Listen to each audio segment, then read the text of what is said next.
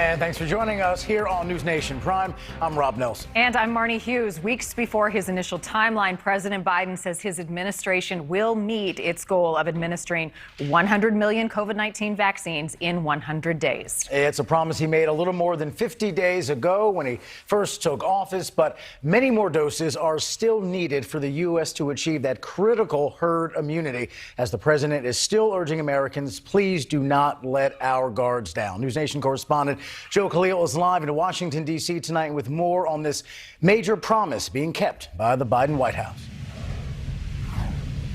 Yeah, and Rob, you hit it on the nail there. The Biden administration certainly has some things to celebrate. They set marks for themselves, and they hit those marks. But make no mistake, there are some serious challenges that lie ahead, especially when it comes to vaccinating people who are still hesitant and communities that aren't getting the vaccines they need. And then you add on top of that some important policy decisions they have to make once more people do eventually get their shots.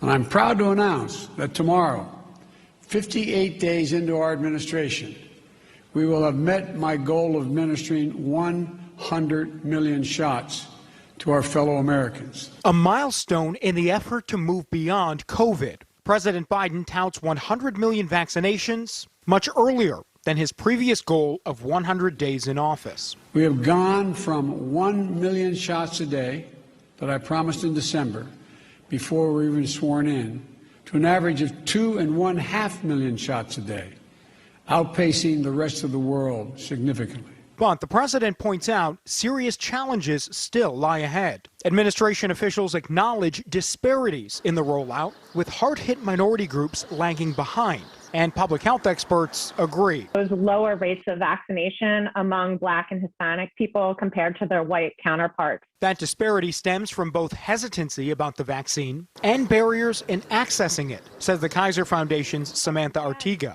As eligibility expands, it will remain important to ensure that there is equity. Good morning. Despite the apparent early success, today at a Senate hearing, officials raised alarms about easing restrictions too quickly, a move they warn could lead to another spike in cases. If we pull back prematurely, we may trigger another surge, and that would really set us back in all the things that we're trying to do. Dr. Anthony Fauci warned senators the country must remain diligent about COVID safety measures, especially because new COVID variants in Europe and Africa have shown some resistance to vaccines. That led to an angry exchange with Kentucky Republican Rand Paul. There have been no scientific studies arguing or proving that infection with COVID does not create immunity. When you talk about reinfection and you don't keep in the concept of variants, that's an entirely different ball game. You want people to get the vaccine? Give them a reward instead of telling them that the nanny state's going to be there for 3 more years and you got to wear a mask forever. People don't want to hear it. There's no science behind it. Well, let me just state for the record that masks are not theater. Masks are protective. And we have immunity there, theater. If you already have immunity, you're wearing a mask to give comfort to others. You're not wearing a mask because of any science. I totally disagree with you. And with new reports suggesting the distance between students could be safely cut from 6 to 3 feet, allowing more kids in classrooms, senators pushed for faster school reopenings. I really detected a lack of a sense of urgency on your part to reopen schools. There are now emerging studies on the question between 3 feet and 6 feet. I'm aware of several that will be released in the next several days, and we are actively looking at our guidance to update it.